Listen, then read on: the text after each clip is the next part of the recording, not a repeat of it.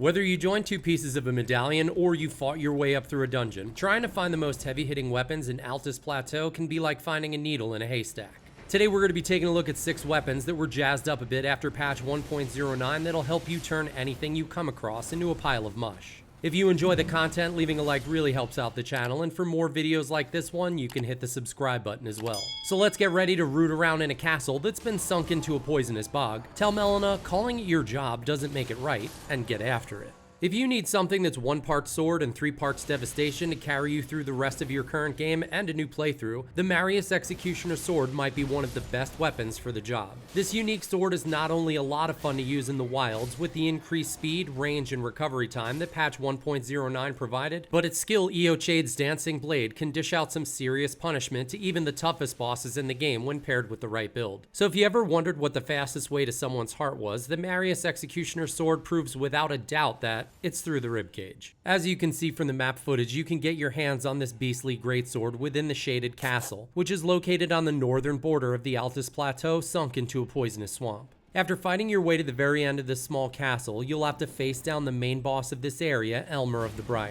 He can be easily defeated, especially when using a Spirit Ash to distract him from using the sword skill against you.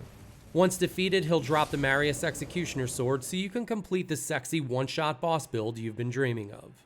This great sword, carried by the family of executioners who once presided over the shaded castle, is furnished with a rather unique battle skill straight from the long-vanished domain of Eochaid. It scales primarily with strength and arcane, with some minor scaling and dexterity as well. Since the damage of its unique skill, Eochaid's Dancing Blade, is based off total attack power, using buffs and talismans that boost attack rating significantly increases its damage output. If you want to deliver a beating that's so low tech that even the Amish would consider it old school, then this rusty piece of spiky iron that causes blood loss may be your weapon of choice. The Great Stars is perfect for those strength builds that just want to face tank everything without worrying about losing too much health in the process. It carries a unique skill of returning 1% of your hit points per hit, so when combined with Ashes of War that deliver multiple hits, you can almost guarantee you won't die unless you party too hard.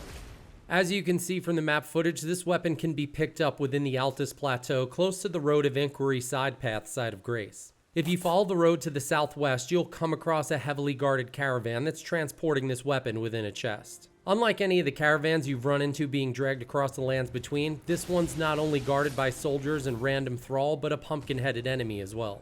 Once the caravan escort is destroyed along with the giant trolls pulling it, you can mosey on over to the back of the carriage and pop the top on the chest to claim your vampiric prize. You can also grab another Great Stars during this playthrough by invading Magnus the Beastclaw, whose summon sign is fairly close by. This huge Great Hammer, which represents the ill omen brought about by a blood-stained star, scales primarily with strength and dexterity. It comes stock with a blood loss buildup of 55 and, as mentioned earlier, returns 1% of your total hit points on every hit. This ability works even if the required stats to carry it aren't met and even if it's blocked. To take advantage of its vampiric hit point return, combining any multi-hit Ash of War is truly beneficial. If tossing around a weighty weapon for maximum one-hit damage isn't really your thing, and you enjoy a more fast-paced weapon that makes short work of your targets, the Godskin Peeler checks all those boxes. Although it saw a bit of balancing in patch 1.09, increasing its running attack speed at the cost of attack recovery time, patch 1.09 also increased the effectiveness of the Twinblade Talisman, which increases the damage of the final hit in the attack chain from 20% to a whopping 45%, making a Twinblade build something to revisit.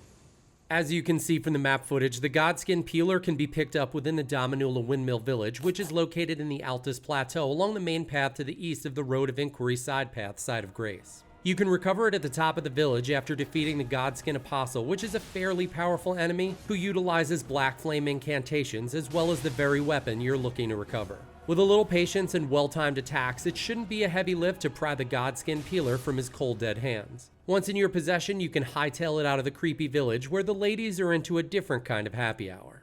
This unique Twinblade, characterized by its disturbing design, scales primarily with strength and dexterity and comes stock with the skill Black Flame Tornado. You can tack on different Ashes of War if you choose, depending on what type of build you're constructing. If you're leaning towards that bleed build, when upgraded to plus 25 and paired with a blood affinity, a fully charged R2 attack can build up some serious blood loss after dumping a little over 40 points into Arcane.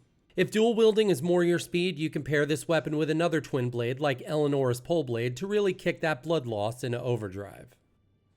If you want to crack crab legs like an expert, or you just need something capable of flattening a few bosses, or anything else in your way, the Giant Crusher is the ultimate strength weapon that boasts the highest non-split attack rating in the game, especially after scaling changes brought on by patch 1.09, and if you add the Ritual Sword Talisman, you can boost your attack rating to 1020. Along with its unrivaled attack power, it also comes with an extremely high guard damage negation and guard boost, in the event you need to switch from overpowered offense to overpowered defense.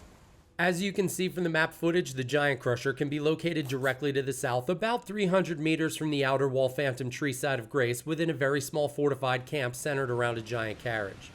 You really have two options here. Option A, you can either stand your ground and fight the giant ulcerated tree spirit that falls from the dark cloud in the sky, or option B, you can hightail it to the back of the carriage and grab the hammer from the chest. Whatever option you choose, they both point to the same ending, which is you adding the Giant Crusher to your growing arsenal and returning to the blacksmith to upgrade it for some S-tier scaling.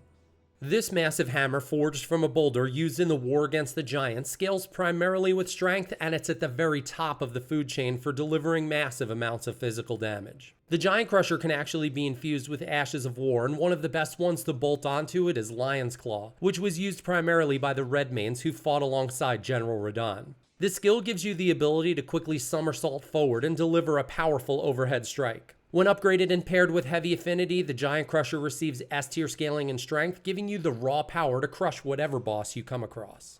If you're looking for style and aesthetics, but want something that can also make a ton of bad guy fertilizer in the blink of an eye, Eleanora's Poleblade is all that and more. Like many other weapons in its class, this Twinblade delivers quick attacks, and combined with its innate blood loss buildup, it's a great weapon to include in any bleed build. What sets this blade apart from the rest is not only its lightweight, but its skill Bloodblade Dance, which is devastating when it fully connects with enemies. When dual wielded with another Twinblade with blood affinity and some choice talismans, the results are amazing. As you can see from the map footage, Eleanora's Poleblade can be located in the Second Church of Marika, nestled into a small low-lying area that's just off the main pathway. It can be reached by traveling to the northwest of the Altus Highway Junction side of Grace and dropping down into that small wooded area directly west from the first bend in the road. The Poleblade is obtained by defeating the Violet Bloodyfinger Eleanora, and while her story is tied to the Bloodyfinger Hunter Yura quest, you don't actually have to complete it for Eleanora to invade you once you enter the church.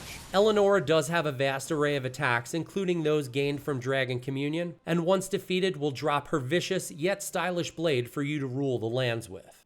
This beautiful twin Naginata, forged in the fantastical land of Reed, scales primarily with dexterity and arcane, with some scaling and strength as well. It comes stock with a blood loss buildup of 55 and a unique heavy attack that, when charged, gives the attack additional spins, increasing the amount of hits delivered to the intended target. With the increases to the Twinblade Talisman provided by patch 1.09, you can revolve a pretty sick build just around this weapon alone. If you want to unleash your inner Bam Bam and use some prehistoric blunt force trauma to liquefy enemy organs, the Great Club is the perfect weapon for the job. Prior to patch 1.09, this weapon scaled purely off of strength, but after the patch, it was overhauled to scale with faith as well. Not only is its skill Golden Land an amazing ranged option to have paired with a heavy-hitting melee weapon, but the fact that it accepts weapon greases and weapon buffs makes this thing pretty sweet. When utilizing the right talismans and physic combinations that boost holy attacks, along with weapon grease that can push it even further, you can construct a build that pushes almost 4,000 damage per swing and has the capability of taking down bosses in one hit. As you can see from the map footage, you can obtain the Great Club from the old Altus Tunnel, which is off the beaten path but can be reached by following the low ground to the northeast of the Erdtree Grazing Hill side of Grace. There is a fog door that requires stone sword keys in order to gain access to the old mining site that's still rich with reservoirs of crystal deep within. Once you clear the tunnels of miners, rotten strays, and Lendel Knights, you'll need to defeat the Stone Digger Troll at the very bottom to get your hands on the club.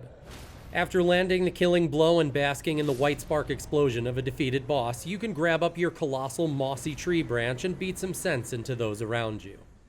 This enormous hardwood club, fashioned from a withered branch of the Erd tree itself, scales primarily with strength and faith. Its attached skill unleashes a burst of holy energy that spits forth golden darts that track targeted enemies. With the changes brought about by patch 1.09, it's arguably one of the best all-around weapons in its class, making it a perfect weapon for those running a build that revolves around faith and strength.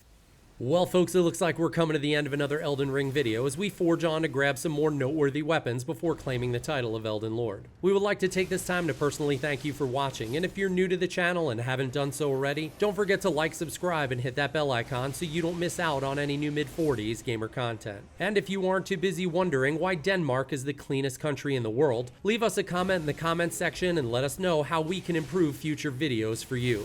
So until next time, just remember, spider webs were used as bandages in ancient times, the largest padlock in the world weighs 916 pounds, and as always, good hunting.